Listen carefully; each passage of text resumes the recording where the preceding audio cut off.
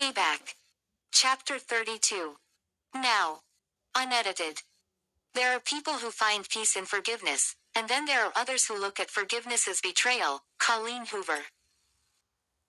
I awaken to feel rich sunlight streaming through the slats of the window blinds warming my body as I lie in bed. Then I stare at the calendar on the wall at the asterisk marked on today's date. For so long I have waited for this day, the day I have to face autumn. It's been hanging over my head for years. I have pushed it to the back of my mind every time the urge to confront her came. I had to wait until she felt pain, the same kind of pain that she put my children and I through. Today I come face to face with the devil in human form. After this meeting, the next phase of my payback plan begins. If Autumn thinks she will be out of jail after 5 years, she has another thing coming. For as long as I am alive I will make sure she suffers and wishes for death to get her.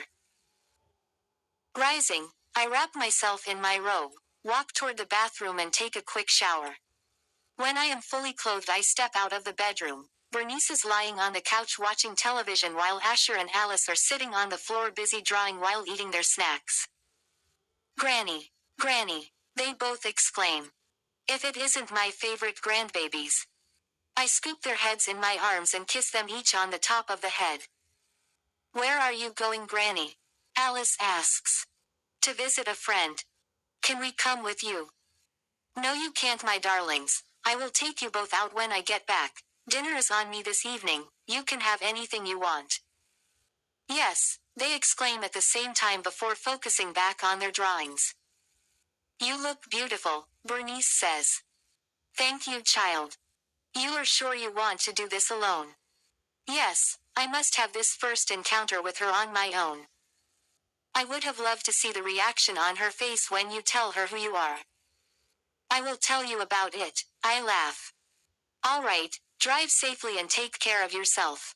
Call me if you need me. I will be fine, I promise. All right, Ma. I have prepared breakfast. Won't you eat first?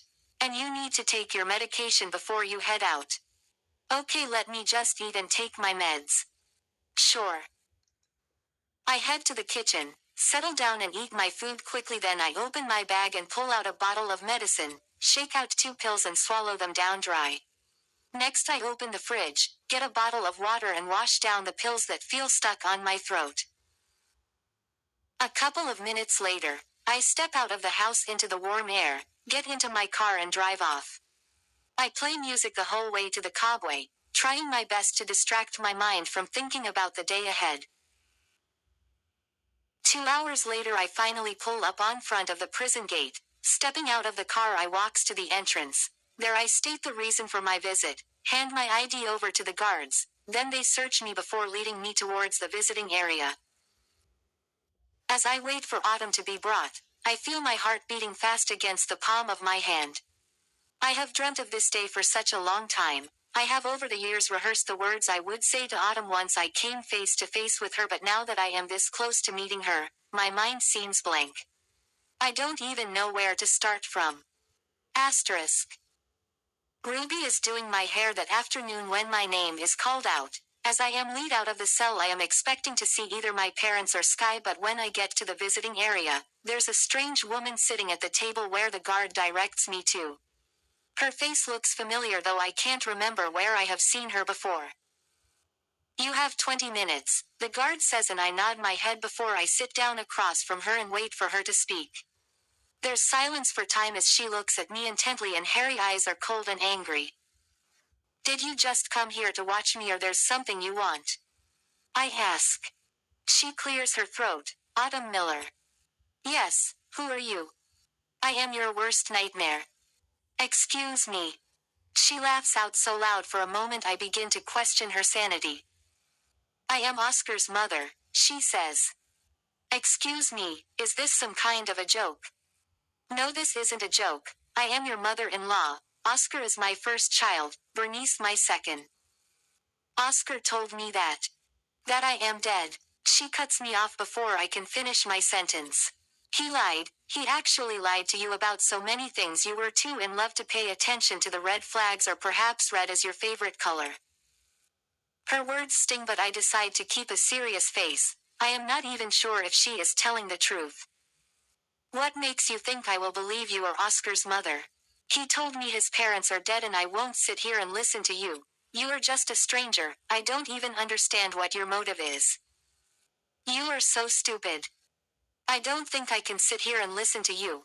I rise to my feet but she grabs my hand and says, "Sit, I will prove to you that I am saying the truth." I sit down. 2 minutes is all you have. She opens her bag and pulls out an envelope which she hands to me. I rip it open to find photographs of Bernice and Oscar when they were young. She too is in the photos. There are even phones when she was pregnant with Bernice while holding a young Oscar in her hand. What's all this? I ask shockingly. Like I said, he lied to you. Why? Because it was an important aspect in our payback plan. Payback plan. I shot her a serious look. What payback? Your meeting with Oscar and Leslie wasn't coincidental. Everything was arranged by us. Actually, Leslie and Oscar were a married couple. They were married long before you came into the picture. Archer is their child. They have another one, Alice. No, no, I shake my head. She removes another envelope and hands it to me. This one has photos of Oscar and Leslie's wedding plus photos of their children. My son didn't love you.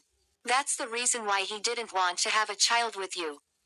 Your marriage wasn't meant to last, and yes, everything you are going through is because of me. I needed to see you suffer, Autumn. Your whole marriage was a lie. I loved Oscar. And that love is what we used against you. That love, my dear, was your downfall. You were such an easy target. We didn't have to do much. You actually handed yourself over on a silver plate. Trying to process what she has said, I feel so weak, as if I am going to pass out, but I gather the strength to ask, why? What exactly did I do to you people? You want to know why? Yes, please. I want to understand you and your children. I want to understand Leslie too, because this is sick. Sick is what you did to my children and I. Why? She removes another envelope, removes some photographs, flaunts them in my face. This is the reason. OMG. I exclaim. Asterisk. Elab.